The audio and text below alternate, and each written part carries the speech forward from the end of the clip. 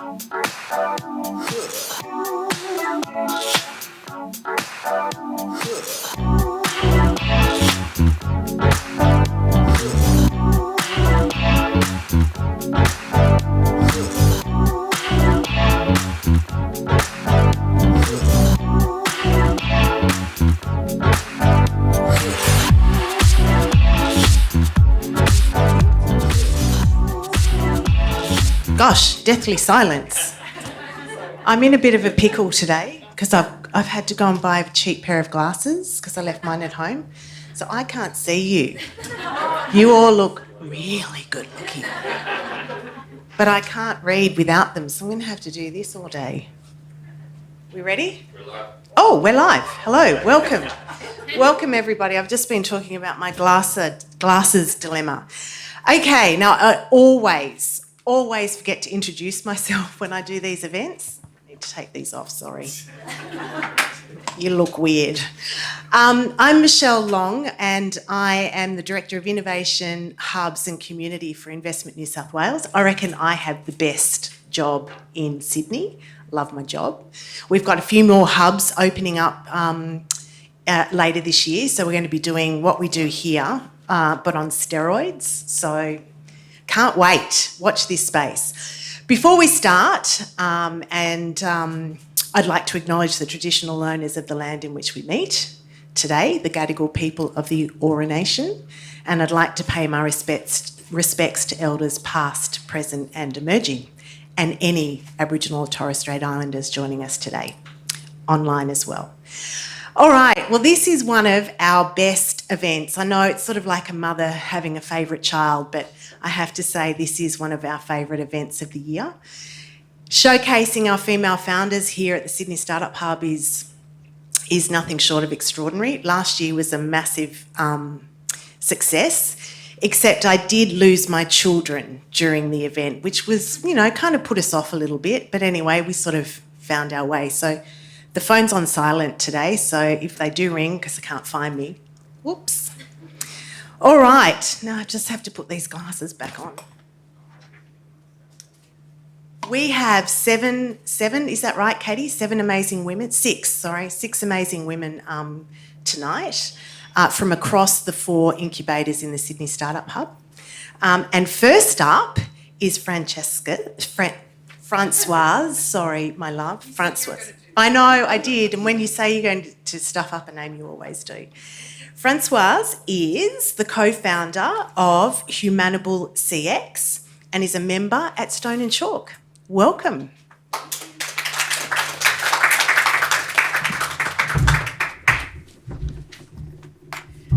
Thanks, Michelle, for that lovely introduction. Good evening, everyone. Thanks for coming. And it's okay. Look, my father actually was going to call me Francesca, so you were onto something, but he's a francophile, so he went with Francoise, and it's makes my life interesting at all times. But luckily, myself and my founder have created a platform that really is all about pronouncing people's names perfectly. So there you go. We've solved the problem. Sorry. First cab off the rank, so bear with me. And so what is Humanable CX, you might ask? So as customer interactions go increasingly online, and with COVID obviously being a catalyst for this to continue, and I think it will continue well into the future, how do organisations retain a humanised, engaged connection with their customers. So the Humanable CX customer engagement platform leverages the power of data, humanisation and video to create a seamless one-to-one customer journey. So we partner with Australia and some of the world's leading organisations to enable them to acquire, engage and retain customers and bringing a human touch to those digital interactions. And sorry, I'm very rusty. I haven't done this for about a year. So in terms of our product or our platform, we have three core offerings. So acquire, engage and retain. So acquire is around helping organisations to acquire new customers or members. And that's powered through something called a video concierge, but I don't have time to get into that in my 5 minutes. But basically it helps reduce website abandonment rates and to engage new customers in an efficient way. And then our engaged customer onboarding solution then brings those new customers into existing customers and takes them through a self-serve account portal sign up and educates them about the product that they've just purchased or the service they've signed up to. And this helps reduce call centre traffic and other benefits to our clients. And then retain is all around retention solutions to help customers renew policies and accounts and reduce customer churn. In terms of features, it's integrates with any CRM. Most of our clients use Salesforce or Adobe, but it works with any of them. And it's omni-channel delivery, so we can send these personalised messages out through an SMS, an EDM, a website, a microsite, all through social channels. And we measure how engaged viewers are with the video, how long they watch the video for, and other video metrics through real-time analytics as well.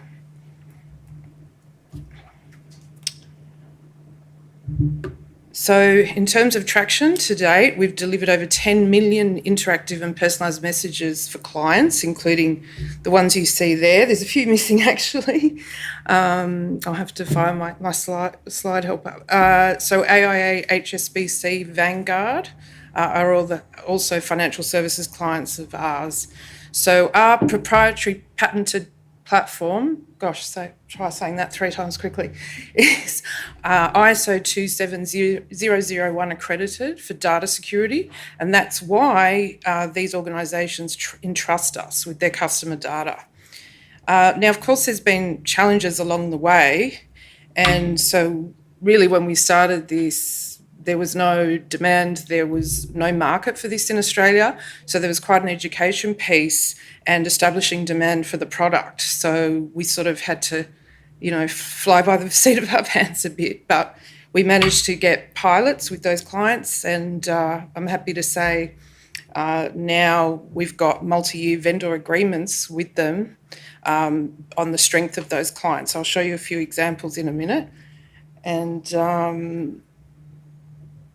another challenge really was, because I don't come from a sales or enterprise software background, so getting those meetings at that level and dealing with procurement and information security teams and architecture teams. And anyway, I could tell you a lot of stories, but I've probably got about, 2 minutes left or not even. I can't see the timer, so 8 seconds. Anyway. So as I say, many started with the pilot and, now they're ongoing customers. Some of them have already signed another 3-year deal, so that's great. And just 2 weeks ago, we, I think, did our largest send out. So for Woolies Everyday Rewards, we sent out 2.8 million videos in one morning. So that was an annual sort of snapshot of what you've done and what you bought. And then they had a survey at the end, and there was a lot of positive feedback, but there was also, what a load of bleep bleep. What are you wasting our money on this for? Hire more people at the supermarket. But generally the consensus was good, and the CEO, Brad, gave it the thumbs up. So that's good. Okay, I'll just quickly show you a few examples. So NRB Health Insurance, they've been a customer for 6 years now, every time someone signs up for an NIB health policy, within 2 or 3 minutes they receive this video to help onboard them and take them through call to actions like signing up for direct debit or signing up for different things that usually they would call an inundated call centre with. And so it's frustrating for them. It's boring for the call centre people to have the same conversation with the same FAQs over and over and over. So they're very happy. And Woolworths, as I say, now probably our largest clients, they started with a claims video as a pilot and they got a CSAT score, so customer satisfaction score of 93%, and those other metrics you see there. And then Amex, that was an NPS like lifting campaign. It went from 10 to 38. Anyway, I could stand here and just bore you with, different stats and results all night, but I think it would be remiss of me not to show you a quick video of our platform in action, given that's what it is. So, okay, I think, do I have to click it again? As customer interaction becomes purely digital, there's something missing, a human touch. Welcome to Humanable CX. Humanable CX is a convergence of technical innovation and human connection. Now a real human video concierge can guide a customer through an inquiry, application, or join process, all the way to fulfillment. When you're ready to choose, simply hit the Apply button and you'll be taken to our secure sign-up page. Importantly, Humanable CX technology is automated and works at scale. Humanable CX Engage builds customer loyalty through highly effective interactive video engagement solutions, starting with new customer onboarding videos, which reduce call centre traffic. Hello, Jeanette. Welcome to NIB. The total cost of your policy for the upcoming year will be £319.59 and is inclusive of your optional extras. And Humanable CX Retain reduces churn through personalised interactive renewal video technology that helps customers to renew policies, accounts and contracts. Hi Penny, welcome to your annual policy renewal video from Netcover.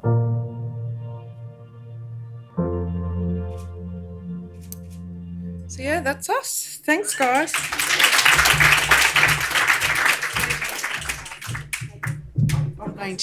You're going to, it's Not Q&A so time. fast. Don't run away, my friend. Do not run away. Oh, we've got a hand up. Be nice. Everyone's nice in this room. Good. Absolutely. Oops. I don't have my glasses on either. Turn it on. I'm sorry. There's a theme. Hello? Yes. Oh, great. Francoise, that was eye-opening, really was. Oh, thank you. So as a startup, myself and Werner doing the side-eye to each other wondering, is there an entry level that for startup, for small companies, for growing companies? Yep, fair question. So it's predominantly enterprise, although we do work with some not-for-profits and smaller businesses, but at this stage, we don't have like a self-serve offering, if you know what I'm saying. So like we do have a vision down the track, and we are looking later this year to like go to market in the US and the UK, and so we'll be looking for expressions of interest for investment. And through that, I think we will be able to scale it and have more of a self-serve, something more accessible across the broader market. Does that make sense? Yeah. No, it does. So I called it like, Canva for interactive personalised video. So, thank you. Are there any investors in the room? Oh, we're calling out for investment. Just a quick question. Did you come from like a marketing, advertising background? I think it's an incredible concept. I absolutely love it. How did you come up with the idea? And was that like your niche before? No, so the other founder, that's their niche. So that's their prior experience. Whereas in my former life, I was actually an executive search headhunter, headhunting CEOs and CFOs. But through that, I understood about long lead times and dealing at that enterprise level, but not selling enterprise software and, software as a service or licenses or anything like that. But yeah, so we've got both sides. Yeah. But you can always outsource the creative. Anyway, don't tell the founder I said that. Oh, you're taping it. Ah. So, Any more questions for Francoise, or do we release her from the stage? You're up. I was just getting used to it, I Michelle. know. Anyway, And- thank you very much. And that's exactly what everybody says. I have to admit, being first cab off the rank is always so hard. You did an amazing job, Francoise. Well done. And I have to agree, it is an amazing platform. And good luck getting into international markets. Okay, sorry, glasses have to go back on. They're wonky too. All right, next cab off the rank is Paula Jones. And Paula is the founder of Blind Chihuahua. I think that name in itself needs to be interpreted. Paula is also a member of one of our anchor tenants, The Studio. Over to you. I've got glasses. I have those glasses, funnily enough, but they peel off after a while. Yeah, all the bits, the black bits will peel off. So I got these today. They kind of look like someone said Tiffany and Co. for $19. But don't rag on them too much. I've been wearing them for like 6 months. So, hello. I'm Paula, and I'm the founder of Blind Chihuahua, and we're a virtual concert and inadvertent metaverse company now. So I have been an artist-driven recording engineer and producer my whole life, since doing live sound in pubs for bands when I was 17, which was a long time ago. I moved to the US after engineering Elton John's Lion King soundtrack, and I worked with some amazing artists like Stevie Nicks, Rob Zombie, Nine Inch Nails, and a couple of solo Spice Girls. I moved back to Australia in 2017 with my family. I had a 10-year-old daughter at the time who is now a non-binary emo goth. And I saw a gap in the market in Australia where nobody was live streaming festivals or concerts. So in the US and Europe, they routinely live stream Coachella and Glastonbury and big events like that to YouTube, and they get a whole secondary market and millions of viewers that carry the festival over. So I thought, well, we have to do something about that, because there's some iconic Australian artists, festivals, all that kind of stuff that really aren't globally known. In fact, when I was in overseas for 30 years, I really had no idea what was going on in the Australian music scene, apart from the obvious Kylies and, you know, there's a few people, Tame Impala, but apart from that, I really would not have understood how much talent and greatness that we have here. So I kind of wanted to figure out a way to show that to a global marketplace. So I built a recording studio, or broadcast studio more to the point, in a 40-foot old 1989 Hino bus, and started figuring out how to do that with 6 cameras and a crew.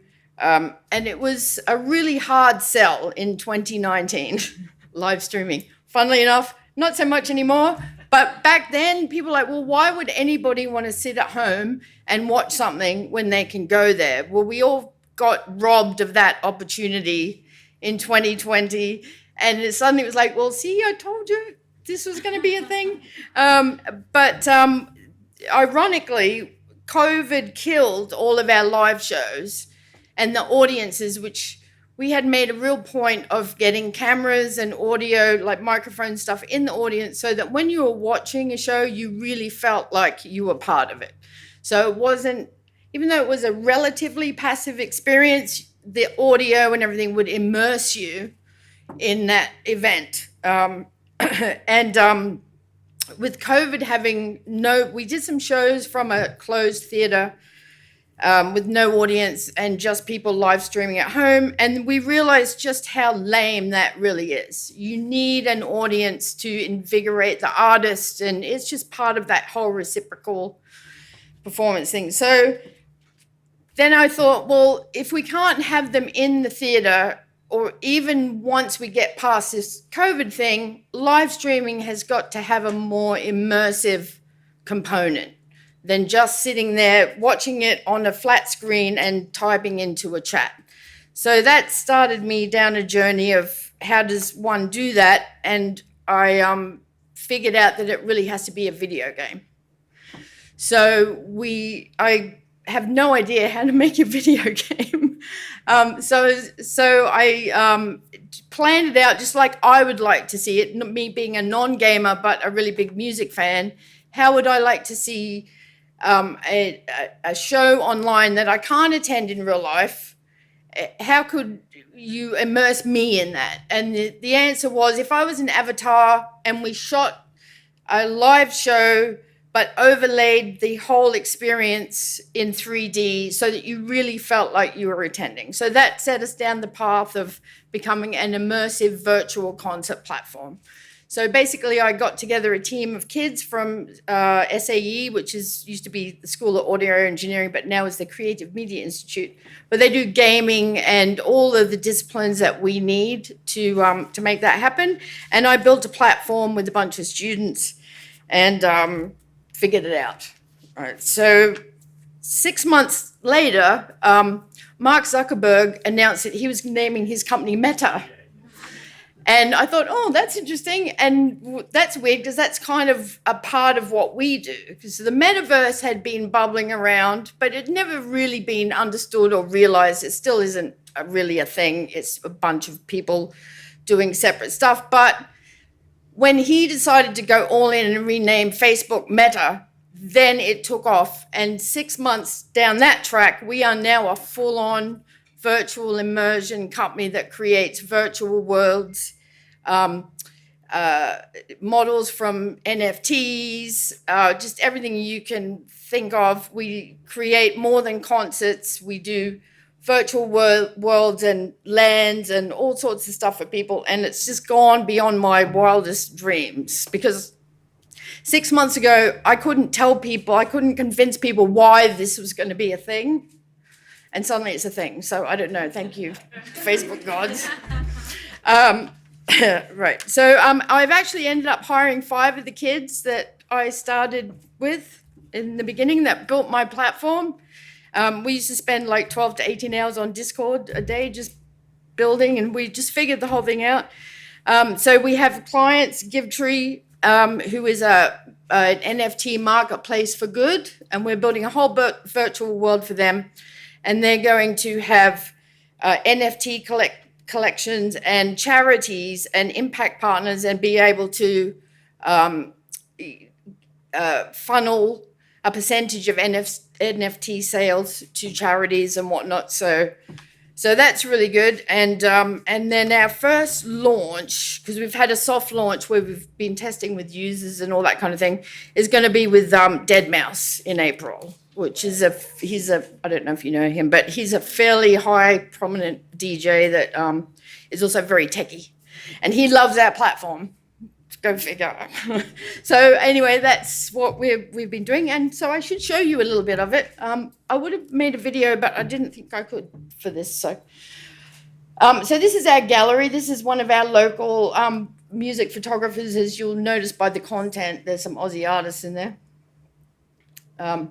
So we are now transforming the way global music fans interact with live content online. Like our major goal is to be able to go and overlay our platform on top of Coachella and have our users floating on clouds and being immersed in the whole thing. And we use Unreal Engine, which is a game engine, 3D full resolution game engine, to create gorgeous, custom, fully immersive worlds. And if you are a client, you give your audience easy web access to live shows, meet and greets, NFT drops, whatever you can imagine. And this is the kind of thing we've been doing. So that first picture is the GiveTree world that we've made. And then we just made a digital wearable of a ring that's going to be a cross-platform metaverse thing that avatars can wear. And the top slide picture is our first virtual venue that I built with the students. And now we do virtual production where we can place real people into those virtual worlds. We're doing custom characters. And this is our original crew that I put together to go and do our live shows. And that's my bus that I built to do our live streaming from. And now we are also making NFT collections into 3D models that have utility in virtual worlds.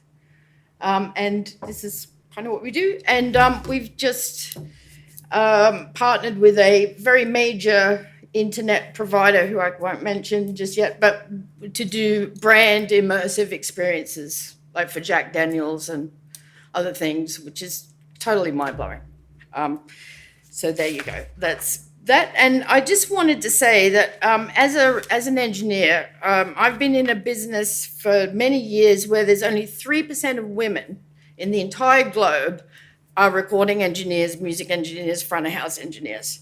And I think the metaverse needs to be built with teams of women because it's really important that we don't repeat the mistakes that we've made in the real world in the virtual world.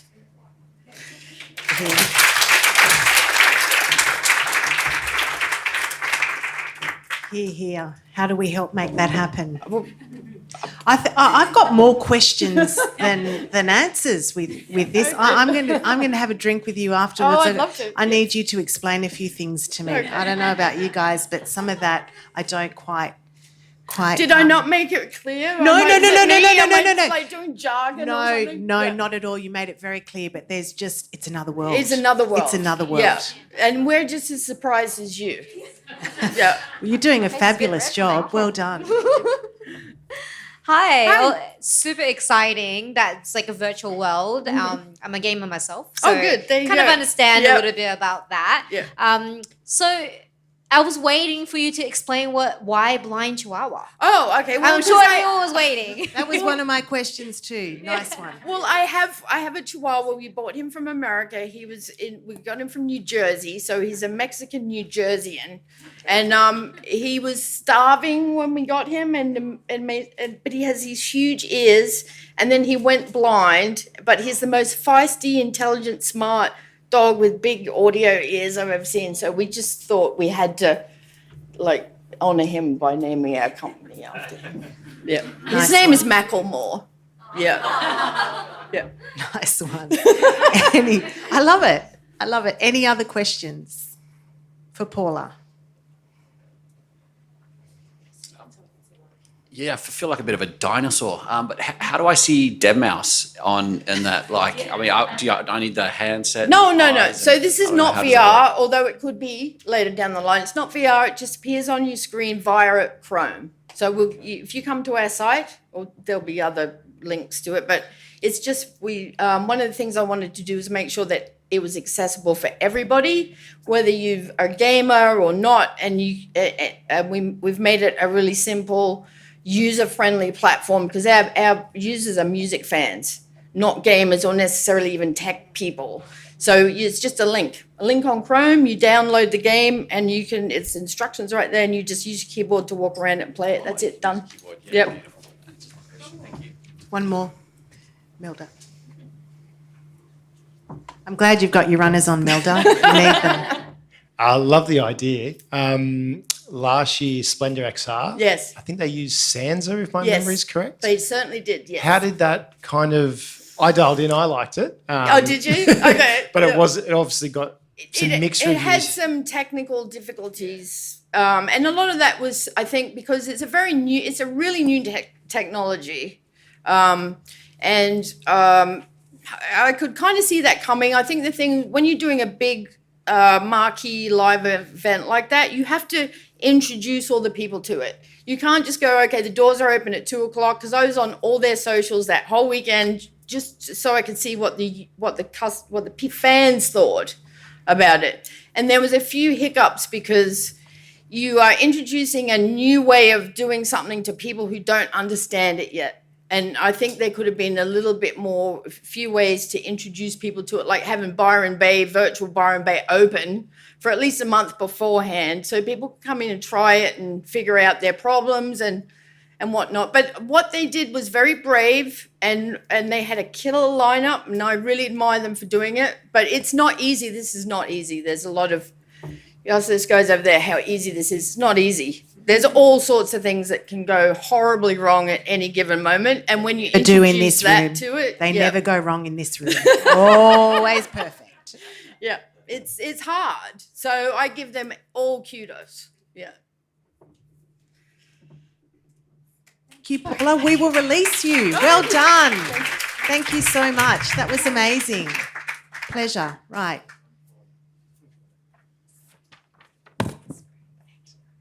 Back to the Tiffany glasses. Okay, now I am so happy to be introducing this founder, Laura Hicks. Laura was in our lineup last year, but unfortunately, right at the last minute, she had a family emergency and wasn't able to be with us. But we are so delighted to have you here today. Laura is the co-founder of Iwaki. See, there's some very interesting names tonight. And Laura is based at Fishburners. Yes. Thank you. Hello, everyone. My name is Laura Hicks, and I am the founder of Iwaki.com. We connect manufacturing and technologies with buyers locally and globally, and we try to do this faster. I guess like many founders here in the startup hub, my startup idea came from my other business, which is Bytes Company. So with Bytes, I tried to innovate within the vending machine industry. As you always see, the vending machines are very ugly, they don't have great offering, and I was very frustrated about these in uni. So I wanted to create like these cool vending machines, and I went to find suppliers everywhere. I went to China and Japan, and it was super hard to find suppliers. And for everything, the signage, the vinyl, even I wanted to create some products for the vending machines. And all of that process was very hard. And I really discovered that finding, sorry about my Photoshop skills. So I really realized that that problem to find buyers, to find suppliers was not unique to me. And that journey as a buyer, have to go through very complex Google searches. You go 4 hours trying to find a supplier, then website researches. To get samples, it was always very hard for a supplier, even if they were overseas, it was even harder. And then you have to go through trade shows as well that happen only once a year, which is also hard because you have to travel, and all of a sudden you probably finally find that supplier. And on the other side, the suppliers and manufacturers trying to be in front of buyers like me have to spend on complex websites, Google Ads, photography, and design, even if they actually make it, because many of these suppliers overseas and locally, they don't even invest in this kind of things, but they have to go through all the journey. So that is why in Iwaki.com we make that discovery process for suppliers and buyers simpler, so they can find easily, and it's a place for networking and partnership. What I discovered in my journey is the current marketplace is dominated by Chinese enterprise, and being South America and lived in other countries, I realized there are amazing industries and manufacturers around the world, which we don't really think when we are an entrepreneur of a business trying to find a manufacturer, a supplier. You wouldn't think, I'm going to go to South America and find someone that can manufacture my product, which you actually could, because the many incredible manufacturers, or if you think about technology, you wouldn't think, I'm going to go to Germany and find machinery. So generally, we think about Chinese enterprise. So I feel like there's a great opportunity to open those markets to the world. And why it's so important for me is I feel like literally the rapid change of technology has increased that need for manufacturing. And the pandemic as well have changed all of that. We are now more open to find these things online. You probably meet with a manufacturer by video call, which you wouldn't do before. And then most importantly, climate change. All industry, as all industries and manufacturers, as we know, are going to change. So all those new manufacturers, we want to showcase them and have in Iwoki as the industry evolves. We want to be that leader that brings these industries together. So how it works, so if you go to Iwoki.com, we are actually live. We've been live for about 6 months. We are basically a directory, and we have about 15 categories where you can find suppliers to partner with. So if you are an entrepreneur of a business and you need to customize a product, you have an idea of a product like founders here today, you can contact them and partner with them. Basically, the businesses have profiles where they can showcase the products. We focus on great photography, so the buyers can be more interested and understand more about the capabilities of the manufacturer. And then what it means for entrepreneurs and buyers is that you can find those manufacturers easier. You can think about local or global. So if you just starting a business, you have an idea, you can find a local manufacturer. Maybe later you can find an overseas manufacturer. We have many categories to choose from. We don't only have products, but we have also technology. So if you are a business that is looking for actually technology, you can find manufacturers or like companies in this area too. And you can also connect to people in the platform. I guess that you can support us today. So in the link, you can find a space where you can buy us a coffee, where you can support us to buy some simple tech for us to develop our website. So we need emails, we need storage, we need all the like simple things that could help us. So if you can buy us a coffee today, that would be lovely. But more than anything, if you're looking for a manufacturer, come to Iwoki.com. Thank you.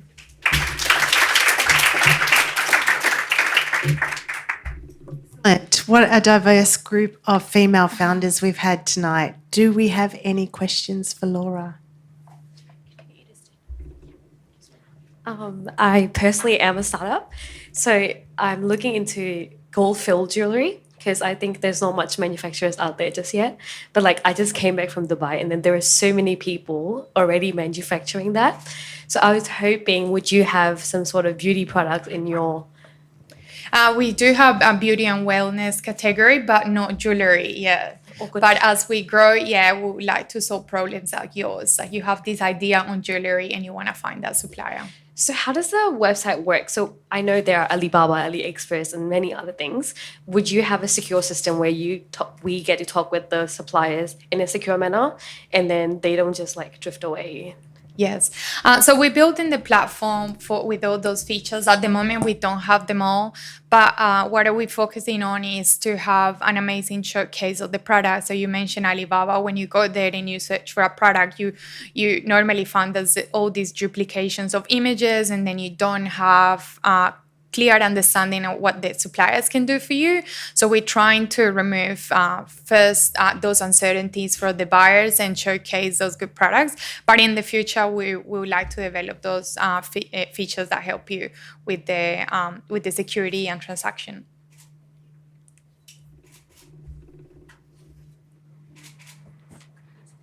Yeah, sure. Hi, it's a great product and it speaks to me. I was just wondering, in terms of manufacturer and Australian manufacturers, what's your percentage, and are you aiming for a goal for Australian made and things to support local, as opposed to getting business out offshore? Because of COVID now, people are realising the value of manufacturing in Australia. Yes. Local manufacturing is very important for me personally, but we want to tap the global market. So not only our market is in Australia, but overseas. So we want them to find as well local manufacturers. But yeah, we do have a few Australian manufacturers, and we want to keep growing it.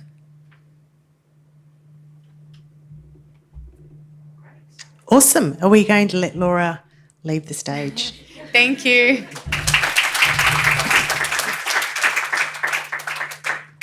Okay, next up is Tony I knew I was going to do that. No, she still can't say it. Tony's the CEO and founder of Yard and makes up part of Tankstream Labs. welcome Tony. Madeline Nova. There we are, Madeline Nova. Hello, everyone. My name is Tony Mladenova. I just want to say what a privilege it is to be here and be given the opportunity to speak with these very impressive women founders. So thank you so much. I am now going to take you to what's probably the less exciting world of finance. I am the co-founder of Yard. Yard is a digital mortgage lender. So if you come to Yard, you are going to apply and get a Yard home loan. And we are a direct proposition. So we have online presence and we work with consumers directly. So we do not work with brokers. So before I start talking about our business, how many people in the room own a property? Okay, and how many people have a mortgage? Okay, so the good thing about our business is that unarguably, it's a very large addressable market size in Australia. It's hard to own property these days without actually having a mortgage. So hopefully, our business will resonate with a lot of people in the room today. I'm just going to start with providing a bit of background about myself. So in my previous career, I was a management consultant. So what I used to do is provide strategy and operation advice to large corporates here in Australia, in the UK and the US. So I would basically work with banks and go in every day and tell them how they can do their job better. And one day I decided, well, if I'm doing that so confidently, surely I can actually, set up my own business and do that myself and show that, look, you can do it differently, you can do it much better. What really motivated me to set up Yard is I thought that consumers are very confused whenever they think about their mortgage. So you would go to the website of a large bank and you would see all of these products, and you would have a home loan that's called a smart home loan or a rocket home loan. And you have all of these names. And for me as a finance professional, it was actually difficult to understand, well, what is the difference between these products? Like, why would I go, for the smart versus the rocket home loan? Which is why in Australia, kind of brokers are so popular. People go to a broker because they need help for someone to demystify what all of these products actually mean. And brokers are working very hard to do that. So I feel for them. But the problem is that you're creating this value chain of intermediaries in the process. You're creating costly distribution value chains. You have very long cycle time. So if you apply for a mortgage, why can you not get approved on the spot, or you can get approved next day, but you have to wait for a month, right? So we just thought, well, if we actually made everything very simple, why can we not have an offering that is similar to a software as a service company where you just go on the website and, there are 3 products, it's very clear what the terms and conditions are, and you have the confidence to actually apply online yourself. So we thought, look, we can actually do this differently, do it better. And because we're going to be very simple and try to be very transparent, people will have the confidence to apply online themselves versus going to a broker. The reason why, the home lending industry is so ripe for disruption, in particular in Australia, is because they're very complex products. There's very narrow use of data, of available data. So today we can actually access a lot of data about a customer. So we're talking about open banking, CDR. There are various services that share various types of data that you can access. But the challenge of large organizations is, they have legacy systems. It's difficult for them to adapt, to use these services and use them effectively. So our kind of motto is, let's just try to obtain the data ourselves. Why are we asking the customer to give us data that we can obtain in an automated way and analyze? So the gist of basically of our business is, and look, it's hard world out there. We're competing, with 4 major banks that have more than 80% of the market share.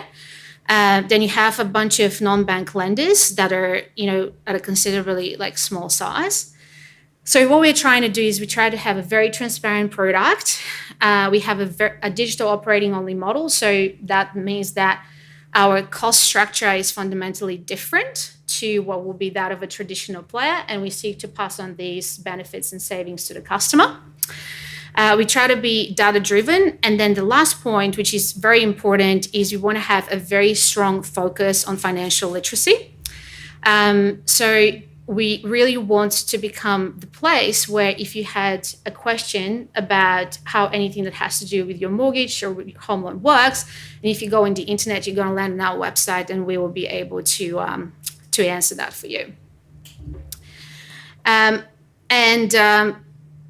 Just in a nutshell, how we are basically trying to do that is we're trying to have a very large and rich data ecosystem that we use for our decisioning. And we just try to use a lot of automation to basically just make everything very kind of simple for the customer and be much faster than what one would be going through a traditional player. So this is basically us in a nutshell.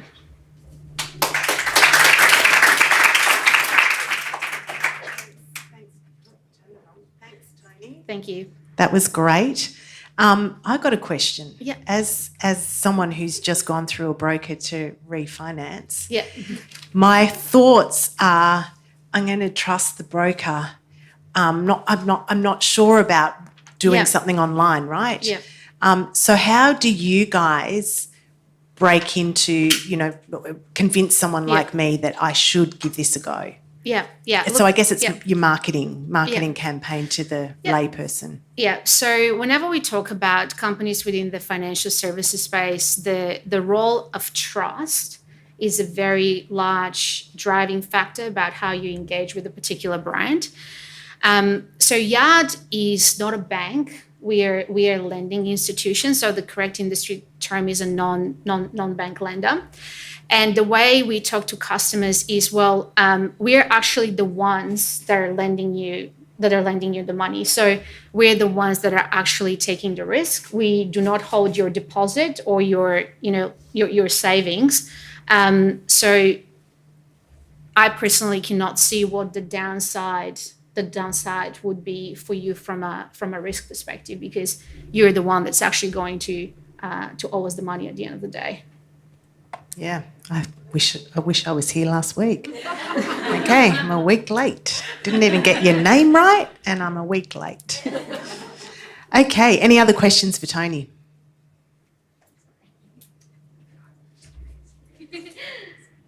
Hi.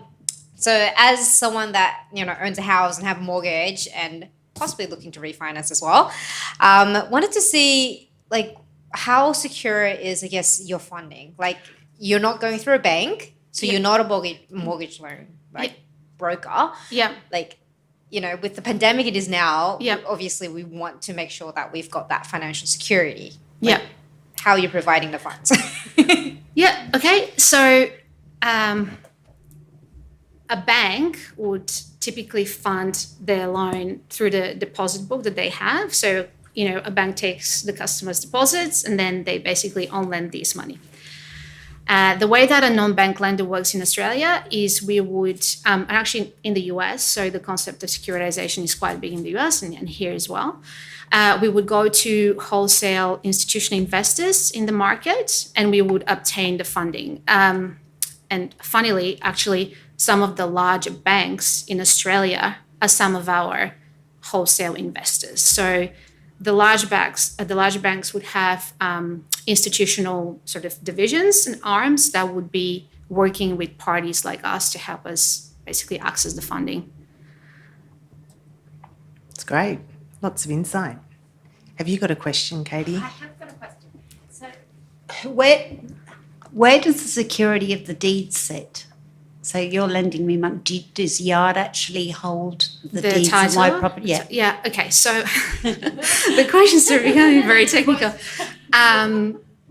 So you use a party that does this for you. So the title deeds is not with us. So you need to have a very secure environment to actually do that.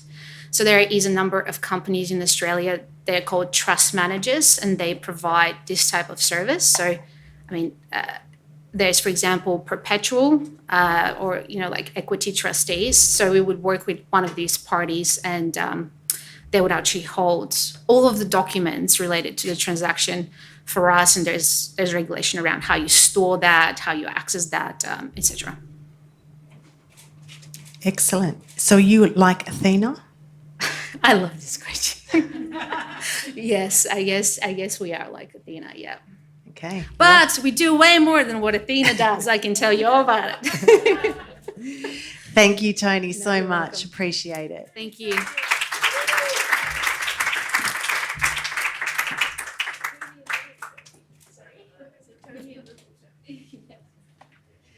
Okay, so unfortunately, El Salim was going to be our founder number 5 today. El is the founder of Eat Well app from Fishburners, but she is unwell, so wasn't able to join us. But I did want to give her a shout out.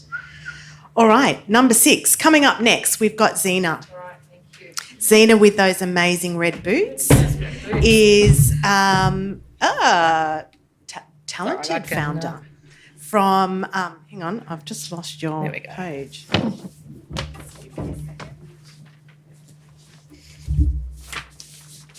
Too many pieces of paper here. I'm so sorry, Zena. I have lost your page. I can introduce myself. That's okay. Thank you. Thanks, Michelle. Hi, everyone. I'm the second last speaker today, I think. Is that right, Michelle? I am. So hopefully stay with me. I'm going to talk about a completely different business. We've heard of some really amazing tech businesses. We are not a tech business. We are a people-powered business, and we're called Paper and Spark. We're up in the studio. We've been there for, sorry, I got to talk into the mic and look into the camera. We've been up there for a couple of years now. But let me tell you a bit about my story and how I founded Paper and Spark and why. Has anyone here worked in any sort of communications or marketing agency? All right, what kind of hours did you put in? Heaps. Was it a 7-day-a-week job? Did they ever put people before profits? No. So this is what inspired me to form Paper and Spark. We call ourselves disruptive storytellers and problem solvers. And while we're not really disrupting tech, we are certainly disrupting the way we actually help solve clients' brand communications and marketing problems. So there's a little bit of a, for me, an acknowledgement for the traditional custodians of the land, which thanks to Michelle already started with today. I'm the Chief Spark. I'm the founder of Paper and Spark. I'm a total media junkie, an agency veteran. I've been working, I think, in agency land for 7 years. But prior to that, I was in publishing. I started my career as a radio journalist. Prior to that, I was a DJ. And if any of you recall back in the day, the dot-coms, that's where I kind of got my teeth into tech and digital and really trying to understand how digital could transform the way brands help tell their stories. I'm a mum of two girls. I love playing tennis. I'm a total petrol head. I'm trying to convince my husband to let me buy a motorcycle right about now, but we're having challenging conversations. And I really, the way I see myself is I'm the cheerleader for my business because we are a total people-powered business. But I'm going to play a little video. It's a little bit self-congratulatory because it was an award video, so bear with me. Paper and Spark turns brands into storytellers. So what better introduction than to tell our own story? It started when our boss lady Zena founded Paper and Spark in late 2018 as the non-agency agency with disruptive storytellers and problem solvers making up our team of bright sparks. We don't like to be constrained like traditional agencies, and we think the status quo is overrated for ourselves and for our clients. We know that blending in means nothing if you want to stand out.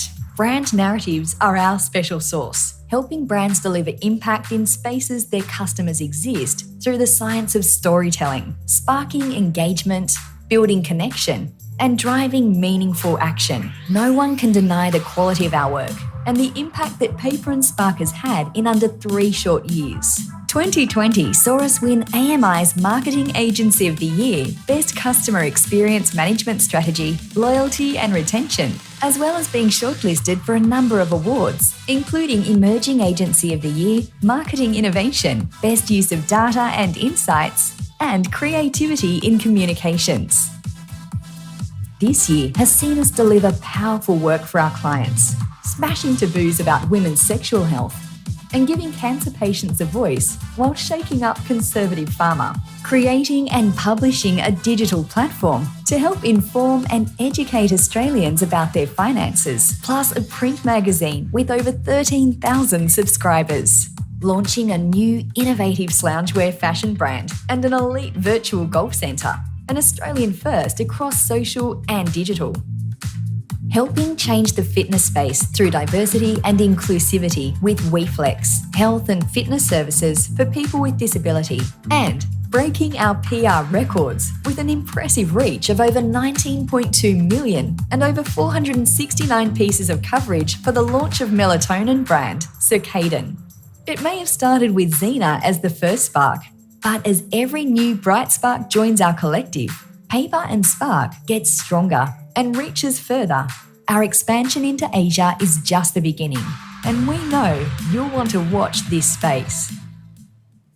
So that's a little bit about us. As I said, it was an award video, so all the amazing creative work that we do. But what I'm really proud of, and I really wanted just to talk about what makes a great startup, and in an agency where people don't generally thrive, they work really long hours. We've won a whole bunch of awards in 3.5 years, which I'm super proud of. The one I'm proud of the most is actually this one, and the winners are being announced in April, and I've got a really good feeling about it. But we have made the shortlist for the AFR Best Places to Work shortlist for this year, and fingers crossed we'll win an award.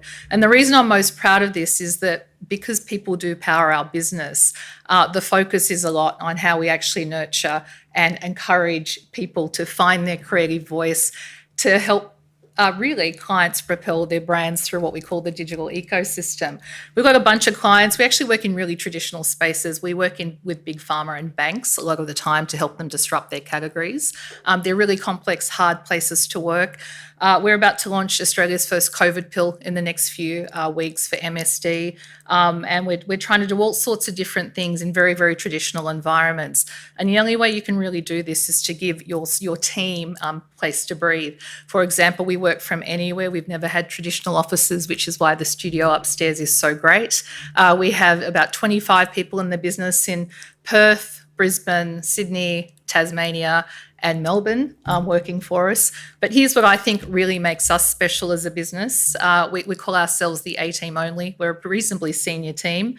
We put people before profits. Almost everyone in the business has skin in the game. Everyone shares in the profits. They get rewarded for their work. And we call this sharing abundance. So making sure that everyone really feels like they have a part of what we do. We try not to have any egos allowed. We totally have a no dickheads policy, as I'm sure lots of startups do these days. And we remain brave and curious. So there's some of the things that really make us special in our business. I thought I'd talk a little bit about our values rather than just about our work. We're really proud of our work, as I think you saw from that previous video. And I've said this a few times over the last few minutes, we do put people first. It's okay to say no. We're always forever striving for that elusive work-life balance. We quite often reject work that fits within our values, or if they're clients we don't really want to work with. And for us, diversity and inclusion really matters. And I know we hear this a lot, and it's international. It was International Women's Day, and it's New South Wales Women's Week this week. But for us, diversity and inclusion in an industry that's really, really struggled with this concept is incredibly important to us as a business. Our gender balance is probably a 60-40 split, more females than males. And we have a philosophy that says you've got to make work for you. So the way we work is anyone can work anywhere, anytime that they want, as long as they deliver outputs. So it's all about outputs rather than hours, because we know change is constant. I thought I'd just share a little bit about why we feel we're pretty special as a business. We've had, I'd say probably now a 99% retention rate rather than the 100 since we've updated this, but we've had a pretty strong retention rate.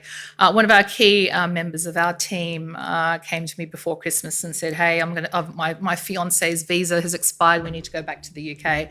I'm like, great, go and set up a Europe office. So that's exactly what he's gone off to do this week. He's flown back to the UK.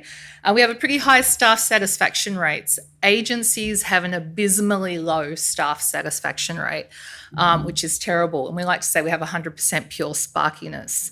And where we really excelled was really during COVID. And we took this year's lockdown as an opportunity to turn our knack for innovation inwards. So we had a whole bunch of sparktivities, but one of the biggest ones is really focusing on team well-being and mindfulness and building as much capability as we could within the business. So sick leave became well-being leave.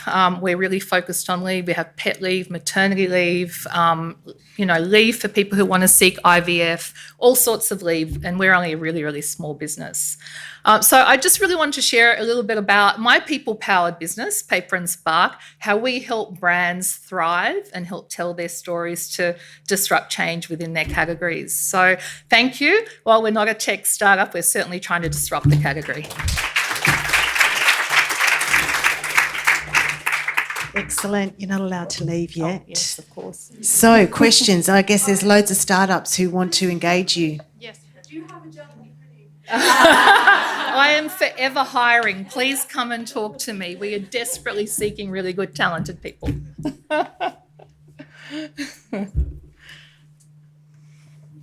I'm just trying to understand kind of the scope of the work you do. So, to what extent do you do the strategy, the actual strategy versus the execution? Because there's so many, you can have a great strategy and then at the point you do the handover, it just falls over. So we do both. Paper is really about what's on paper, what's your strategy, and we spark it with the execution. So we are a bunch of creative strategists, everything from advertising creative to PR to general comms and storytelling. We have a team that executes as well. And we also partner with lots of people. So desperate to talk to Blind Chihuahua. I love what you're doing over there, Francoise. I can think of so many amazing applications.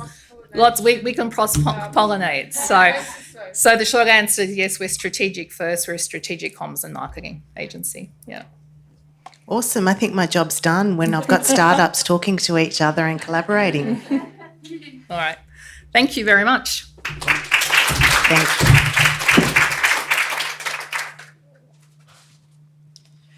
All right, now I've found my spot. Last but not least, we are going to wrap up what's already been an impressive evening with Carly Shamgar.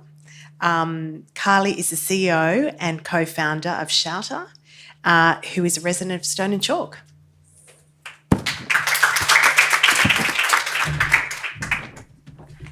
First of all, I just want to say it is so awesome to actually be here in person and not over Zoom. I know some people are on camera, but I haven't done an in-person presentation for so long, and it's so nice to be with actual bodies. So my name is Carly. I'm the co-founder and CEO of Shouter. I am a previously exited founder of a business that is similar to yours, Laura, actually. It was called Range Me, which you're nodding, I'm sure you're aware of it. So it was a retail tech company that connects buyers with suppliers wanting to get ranged in their stores, and we exited in the US a few years ago. So back doing it all again. I love startups very much. I've been in the startup space for the past decade. And the reason that we've started Shouter, my co-founder Nick Redwood and I, is because both of us have friends and family that live interstate, and we'd often want to send them a gesture of our thoughts, just to let them know we were thinking of them. We both found that there was no instant or inexpensive way to do this, and we were sick of sending emails and text messages, basically, and so we launched Shouter app, which is the first app of its kind that lets you shout someone coffee, drinks, or anything else as a token of your thoughts.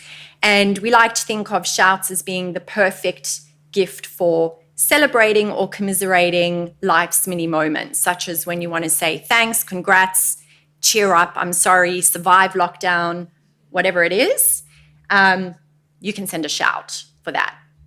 And what we also realized very quickly after the launch of Shouter was that businesses were crying out for shouts as well. And we were inundated really with requests from companies who had from people working at businesses who had got their hands on the app and wanted to send shouts to their teams, but wanted to shout 70 people at a time, not 3 people at a time, which is what you can do on the app. And so we built Shouter Biz, which is our website version of the app. And it's a platform that is more suited for businesses to send shouts for rewarding, recognizing, and incentivizing great work, but also many other use cases such as nurturing sales leads, so to build rapport both before and after meetings, for marketing, acquisition campaigns, surprising and delighting customers, lots of different use cases really that keep growing as more and more businesses sign up to Shouter Biz.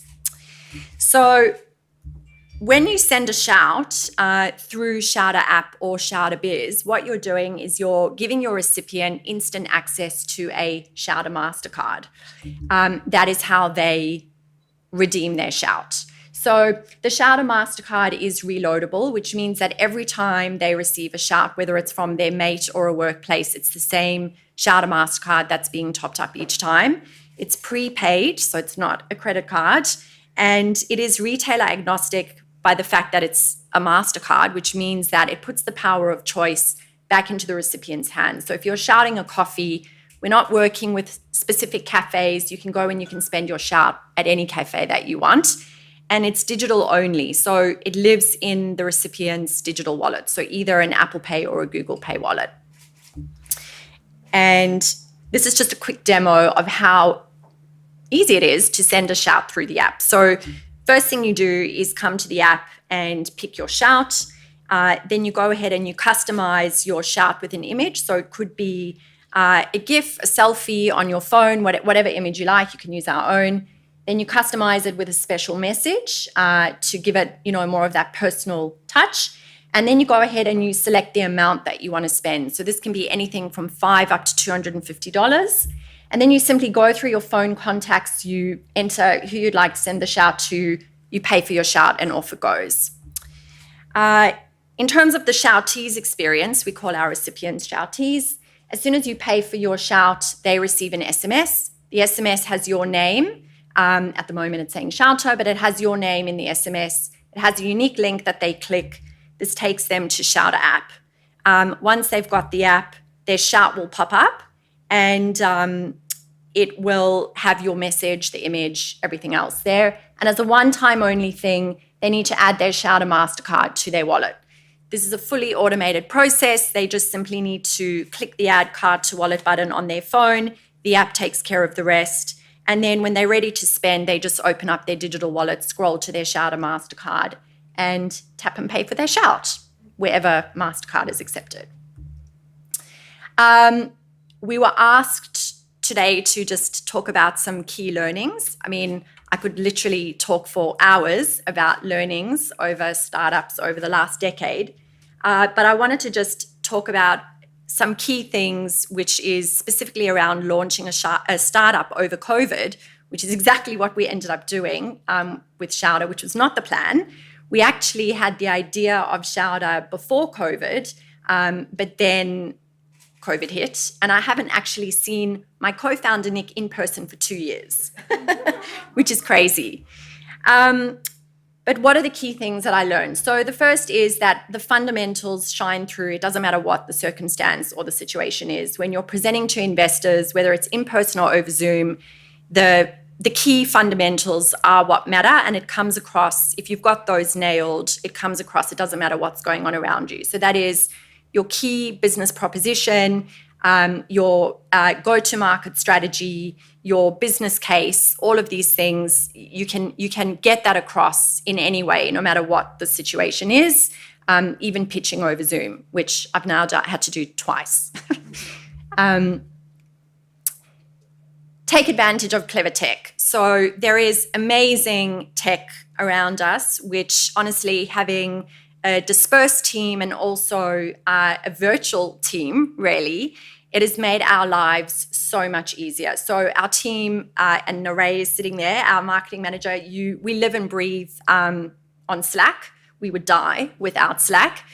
We also use Miro a lot, which is an amazing tool for brainstorming and collaborating, and also obviously Trello.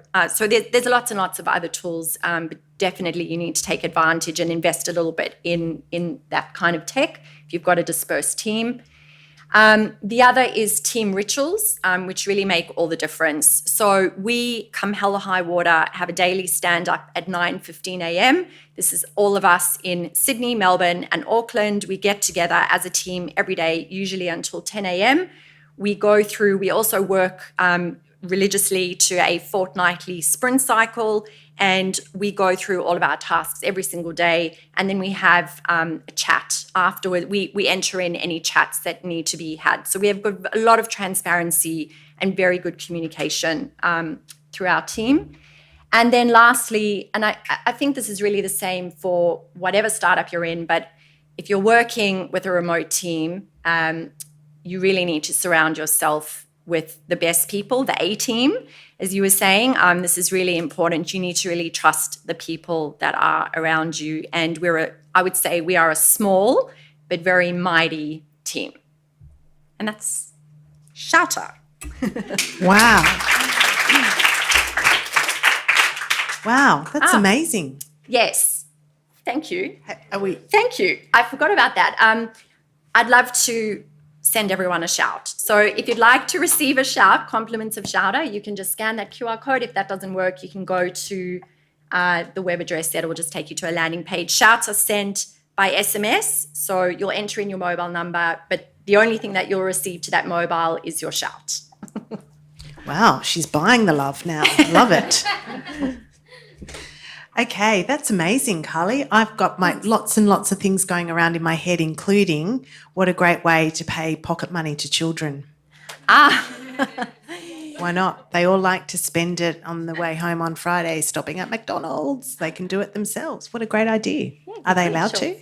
You can. We do have, so some of the shouts there are alcoholic shouts. Right. We are actually, though, we have spoken about doing a kid-skinned version of Shouter. Yeah, I think that's a great idea. Yeah. I'll take commission on that one.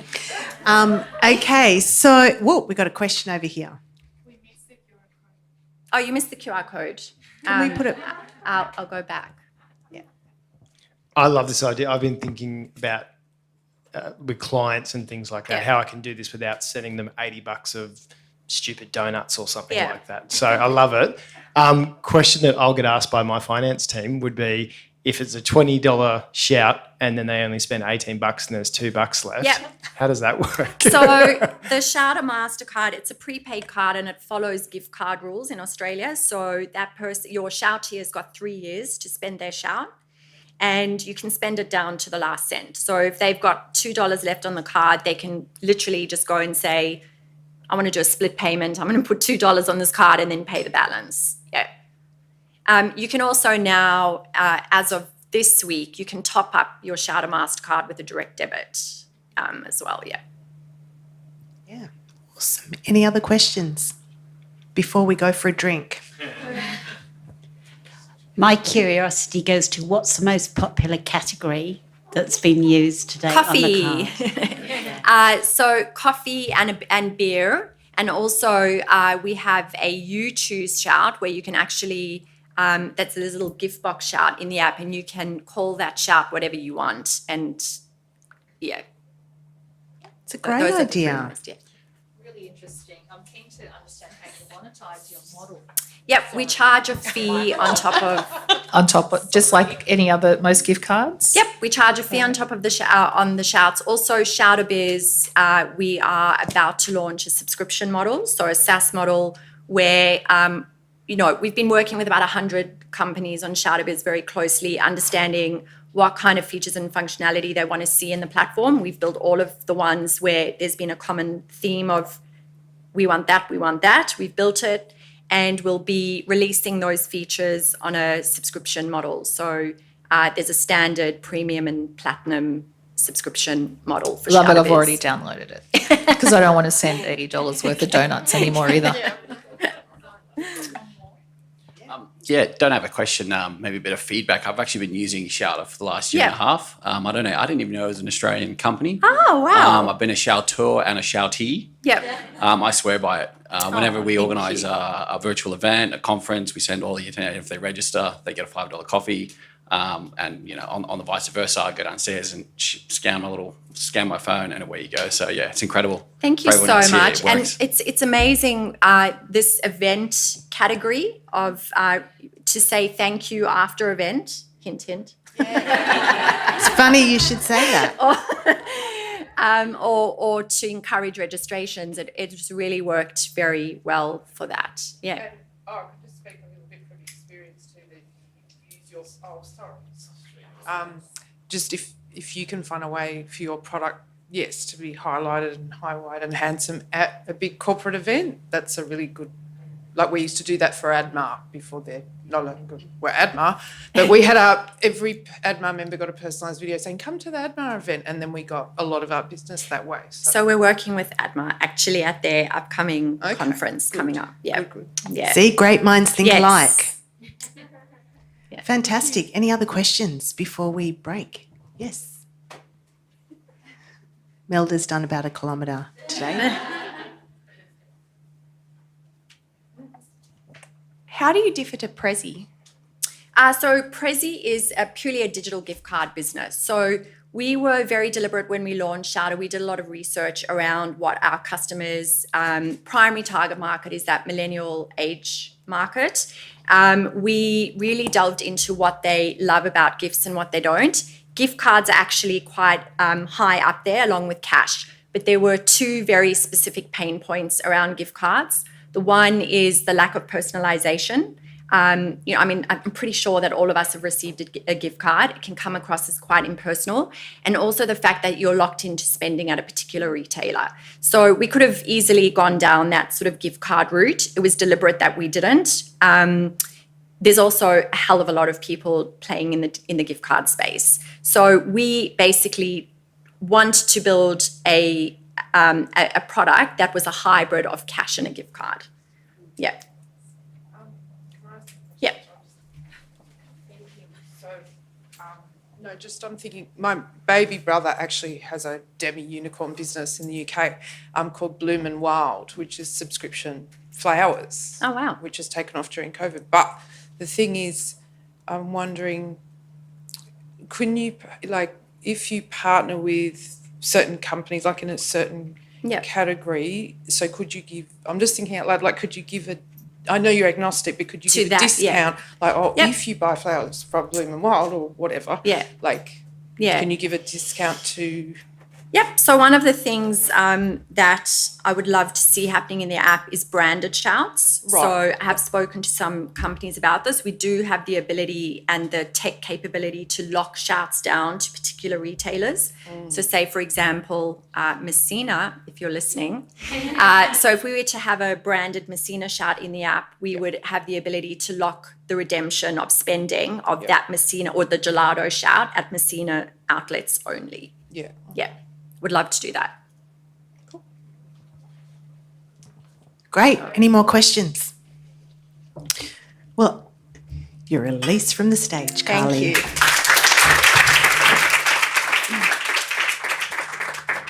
Absolutely amazing. I just want to say thank you to everyone who has braved leaving their homes tonight. It's our first in-person event in, a year, I think.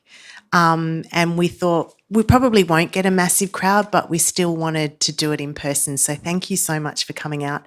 Thank you to these 6 amazing women who have given us their time tonight, and have shared their stories and their startups.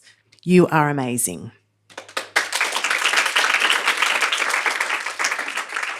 The diversity and, you know, the skill behind what you're doing is incredible. So I thank you. And just, I'm going to do 2 shout outs for ourselves. Next week, we have a female founder event. It's a morning tea next Wednesday, the 16th. Really encourage any female founders to come along. It's just going to be a good opportunity. You can bring your male co-founders. You are more than welcome to come. But it's just a good opportunity, again, to bring our talented female founders together. You don't have to be a resident of the Hub, so spread the word. And we'll have Christie Whitehill, who's the founder of Tech Ready Women, who we are engaging with for our 3rd cohort. And it's open. So if there's any women in the room who would like to apply for the Tech Ready Women's program, we'd love for you to apply. So thank you very much. Let's have a drink and enjoy the rest of your evening.